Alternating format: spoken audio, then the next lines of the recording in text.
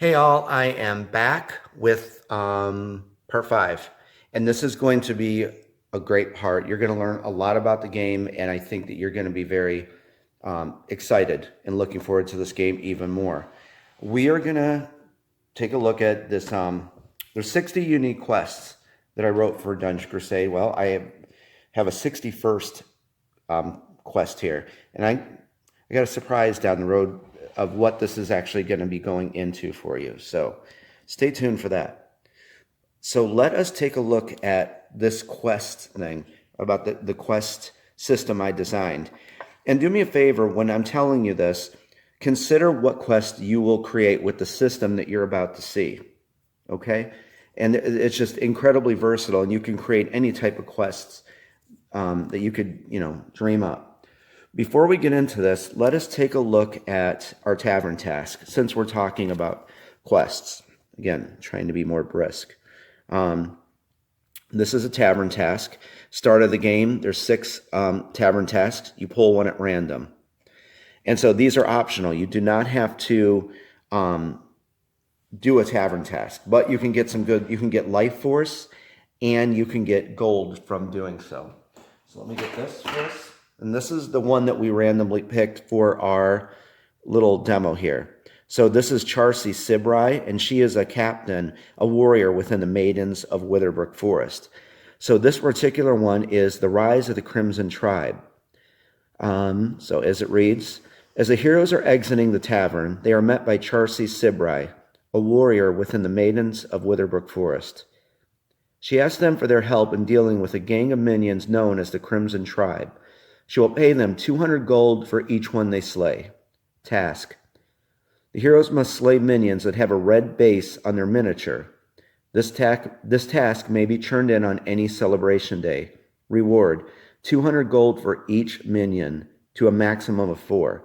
So Charcy will give the heroes, 800 gold if we can get 4 of them, to a maximum of 4. And we can see in the corner, we can also get 4 life force.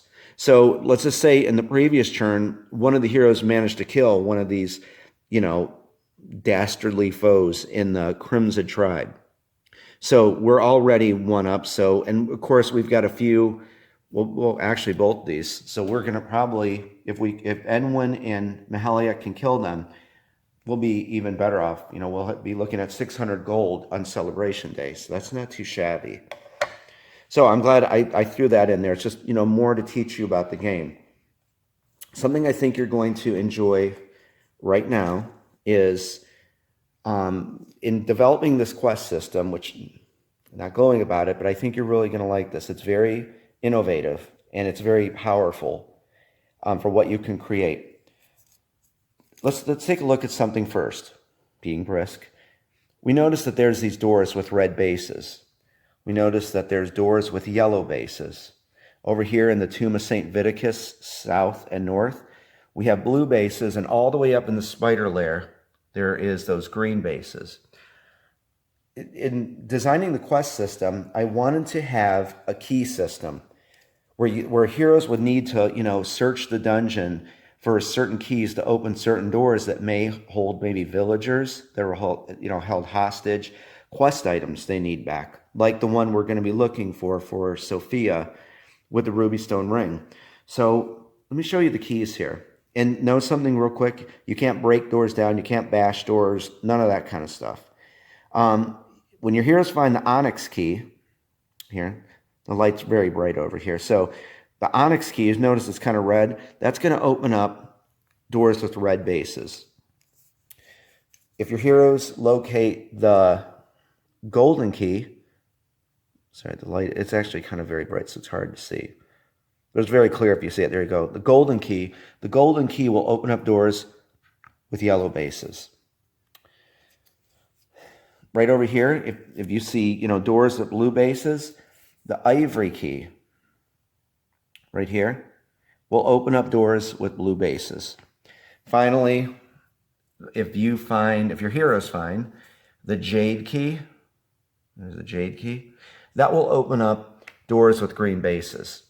So put your thinking caps on and your creativity, and think of like the quest you could create with using the key system in Dungeon Crusade.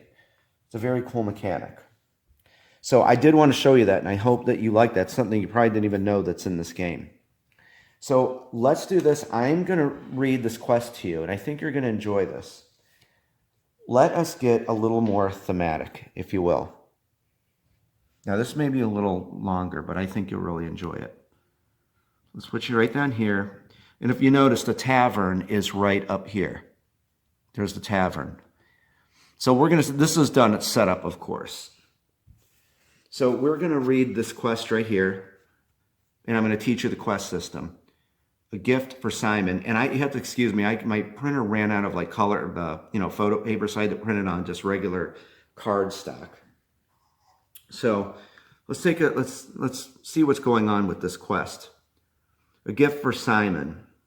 And this is a main quest. If you notice, it's kind of hard to see in this, but see like the blue symbol? You'll notice that that's for the Ancient Runes dungeon board. Hopefully it comes into focus a little better.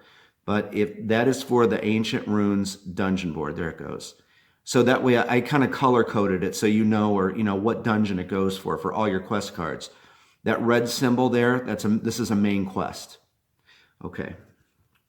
So a gift for Simon. As the heroes are leaving the tavern one sunny morning, a young girl approaches them with a pressing concern.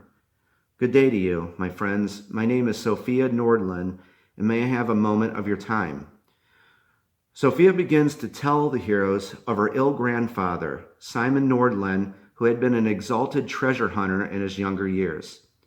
Her grandfather once spoke of a magical ruby stone ring that had been locked away deep within the ancient ruins for many years.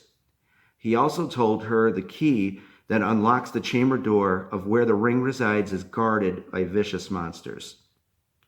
Sophia is kindly asking the heroes to venture into the ancient ruins to retrieve the ruby stone ring so she may present it to her grandfather as a gift. So I hope you like that little quest I put together for our demo here. So let's get the heroes.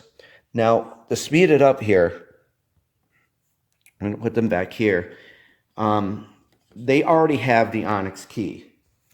Okay, so Sir Brennis found this a few turns ago, but I'm going to tell you where it was, and I'm going to let you see how you do this. So, see the Halls of the Dead here? They had to search the Halls of the Dead, and we're going to read, how all this went down. So I'm just going to put you here so you can look at the dungeon, and then we're going to show you the unique system, how this works. So on this side, of course, has your story. And guys, the thing is, too, we're going to release the blank quest cards for you so you could download them and use your favorite editing program to create your own. You could take an index card and do the same exact thing. So I just reversed the card. Right here, there's going to be either a green, yellow, or red crystal. Green is level 1 quests. Yellow is level 2. Red is level 3. Notice, like your quest tables, remember, this might be all clicking now with you guys. There's a green crystal, that's level 1, and it's marked. Yellow crystals, level 2. Red crystal, level 3. There's your things. So let's say we were doing this one, a gift for Simon. Remember it had the red icon? There's your main quest. Once the heroes complete it, close the book. You've already completed your main quest. You know what, actually this one is like a little bit longer of a video, but I think this just taught you a lot about this game, right? Just with that. So let me read now. Let's go right across the card. Again, I apologize for the not good, quality paper I used. Right here, we can see the heroes can get 400 gold from this, and this will give them 8 life force for completing this quest. The first thing here is the objective when you flip it over.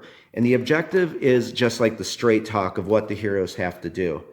So I'm going to read this. The heroes must first travel to the Halls of the Dead, east and west, and search the chambers for the Onyx key. The key will then unlock the chamber doors within the Well of Eternity, so the heroes can retrieve the ruby stone ring for Sophia. So right there, just like what I said, the heroes first had to go into the Halls of the Dead, kill the monsters, and you're going to see quests set up next. This is all going to hit home to you when you see this.